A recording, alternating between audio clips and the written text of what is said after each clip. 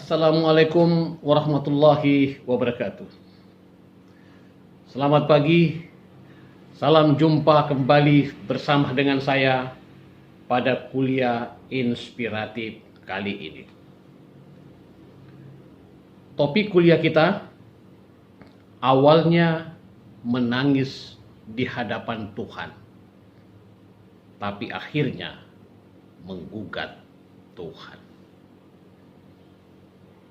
Bapak Ibu yang saya hormati, dalam kehidupan ini tidak sedikit orang berhari-hari, berminggu-minggu, berbulan-bulan, bahkan bertahun-tahun menangis di hadapan Tuhan, memohon agar harapan, impian, cita-cita, dan obsesinya diwujudkan Tuhan. Banyak orang melakukan berbagai cara. Ada yang dengan banyak bersedekah, ada dengan banyak berdoa, ada memperbanyak dengan salat tahajud, ada yang melakukan dengan berbagai cara-cara yang lain, semata untuk menggapai, mewujudkan impian, obsesi, cita-citanya. Namun hadirin yang saya hormati, tidak sedikit orang pula kecewa pada Tuhan.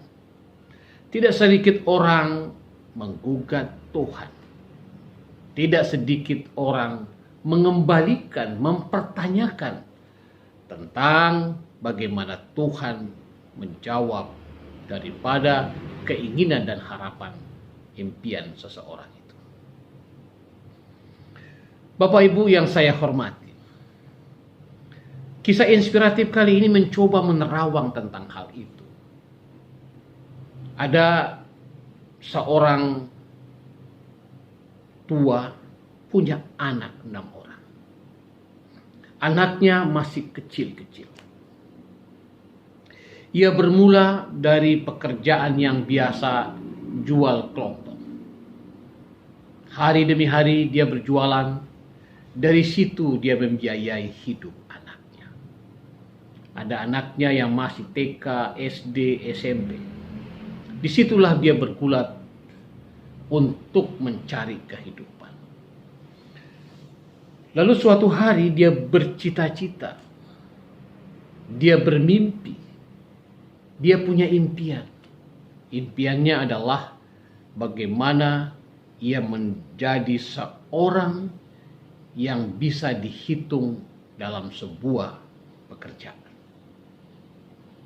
Maka saat itu dia mencoba menggandeng pekerjaan. Selain dia jual kelontongan, dia jual es batu, dia jual Indomie, dia jual gula pasir, dia buka toko-toko kecil, dia juga melamar bekerja di sebuah perusahaan percetakan. Hari demi hari dia lalui 2 model pekerjaan itu. Suatu hari, bertahun sudah dia bekerja di perusahaan itu, lalu muncul obsesi dalam dirinya. Muncul harapan dan impian dalam dirinya. Dan harapan, obsesi, dan impian itu dia ajukan pada Tuhan. Dan cara yang ditempuh oleh orang ini adalah cara dengan melakukan salat tahajud di setiap malam. Mulailah bapak itu di setiap malam dia bangun, kemudian dia mengambil air wudhu, dia hampar sajadah, kemudian dia mengambil salat tahajud. Karena ada keyakinan dalam dirinya. Karena dimotivasi oleh para ustaz, dimotivasi oleh bacaan-bacaan buku, bahwa di tengah malam buta, ketika seseorang itu menangis di hadapan Tuhan, disitulah Tuhan akan hadir dan mewujudkan impian orang yang salat dalam tahajud di tengah malam buta itu. Mulailah sang bapak ini menekuni salat tahajud itu. Bapak Ibu yang saya hormati, hari demi hari dia lakukan. Minggu, bulan, tahun. Apa impiannya? Impiannya adalah satu. Dia hanya ingin diorbitkan menjadi direktur di perusahaan itu. Tiada malam dia nangis di hadapan Tuhan. Dia doa, ya Tuhan, Engkau tahu anakku 6. Dia masih kecil-kecil.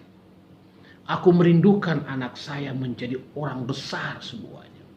Aku merindukan anak saya menjadi orang yang terhormat semuanya. Aku ingin menjadikan anak saya menjadi orang yang dipandang, tidak sampai saat sekarang ini yang selalu dikambing hitamkan oleh keluarga saya, yang selalu disudutkan oleh keluarga saya.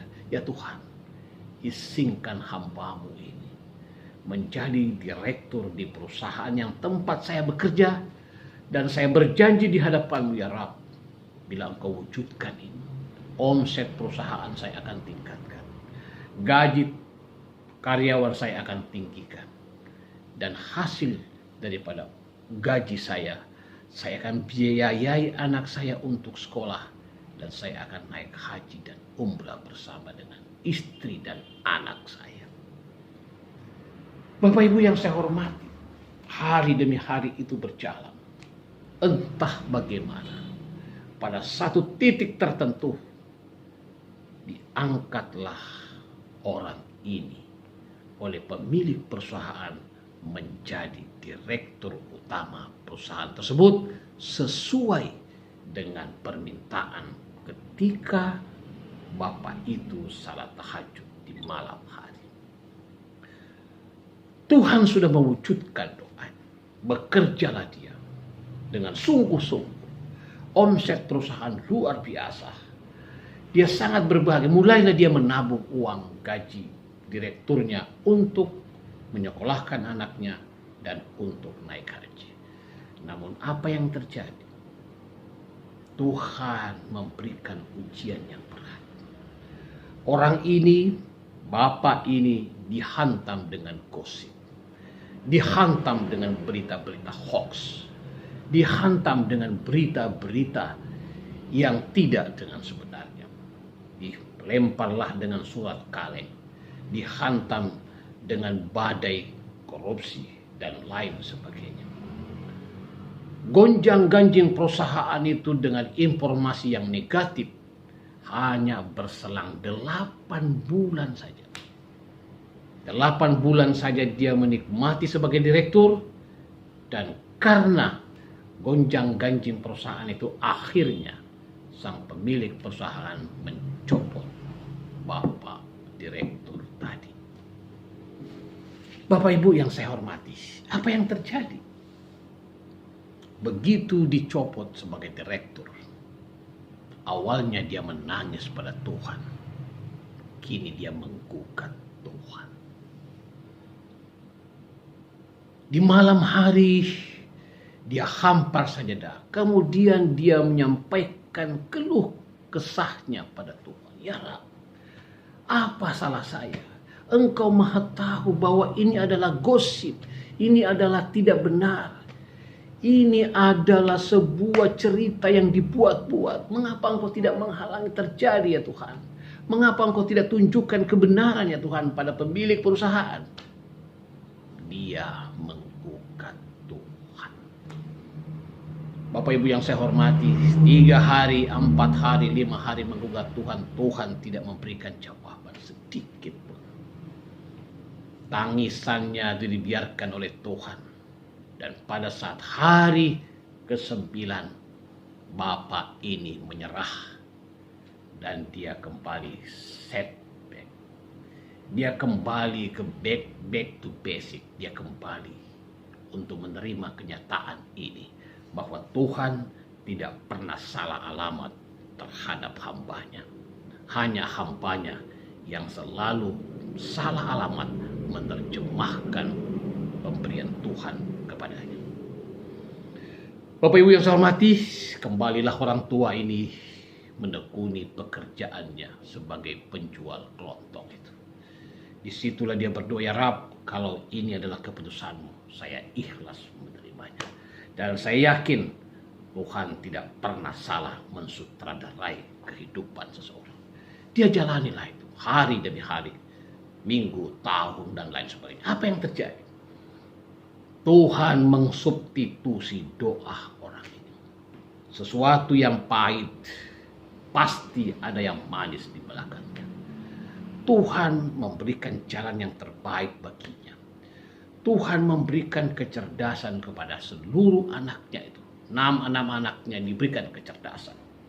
Dia hanya bertasbih, berdoa dengan bergulat dengan penjualan sehari-hari. Namun apa yang terjadi dengan kecerdasan anaknya? Inilah semua membuka tabir kebenaran yang sejati dari Tuhan.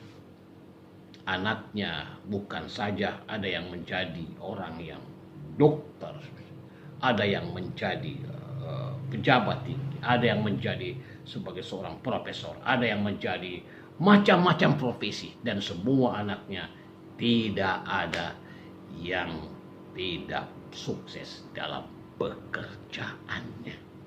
Dari anak-anaknya inilah melahirkan menjadi orang-orang yang ternama. Bendera orang ini dinaikkan satu tiang penuh, dan mereka orang tua ini berangkat haji umrah kapan saja dari hasil keringat orang tuanya. Ingat, doanya ingin membahagiakan anaknya dan ingin menjadikan anaknya orang-orang yang terhormat dipandang oleh masyarakat. Tuhan mewujudkan hal itu, namun bukan dari hasil direktur, tapi dari hasil penjualan kelontong tadi. Bapak Ibu yang saya hormati, apa yang bisa ditarik dari kisah inspiratif ini? Ketahuilah, Tuhan tidak pernah tidak mengabulkan permintaan hambanya. Tuhan tidak pernah tidak menjawab keinginan hambanya. Hanya Tuhan caranya yang berbeda. Ada yang by case sesuai dengan keinginan, tapi ada yang disubstitusi oleh Tuhan dengan bentuk yang lain. Percayalah bahwa Tuhan Maha Rahman dan Maha Rahim. Tuhan tidak pernah melupakan janjinya. Bila hambanya meminta kepadanya, pasti Tuhan akan mewujudkan impiannya itu. Hanya caranya yang berbeda. Karena itu, bila Tuhan memberikan sesuatu yang di luar daripada cara yang kita minta, ketahuilah ada maksud Tuhan yang terbaik di balik dengan cara yang terbaik itu. Tidak semuanya yang pahit itu jelek. Ketahuilah, di balik kepahitan selalu ada maksud Tuhan, dan di ujung maksud Tuhan itu ada sesuatu impian yang terbaik disimpan Tuhan untuk kita. Mudah-mudahan kisah inspiratif ini menjadi edukasi bagi kita, sumber inspirasi bagi kita di dalam menapaki kehidupan untuk tidak kecewa pada Tuhan. Demikian Bapak Ibu yang saya hormati, kuliah inspiratif kali ini, dan sampai jumpa pada kuliah inspiratif berikutnya. Terima kasih. Wassalamualaikum warahmatullahi wabarakatuh.